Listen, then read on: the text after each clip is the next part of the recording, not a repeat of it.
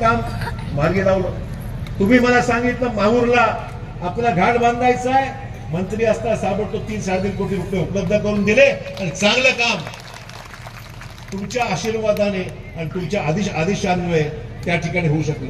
आणि आज डॉक्टर जाधव साहेब माझ्याकडे आले होते, ते म्हणले साहेब आमचं इथल्या पुतळ्याचं काम राहिलंय, स्मारकाचं काम राहिलंय।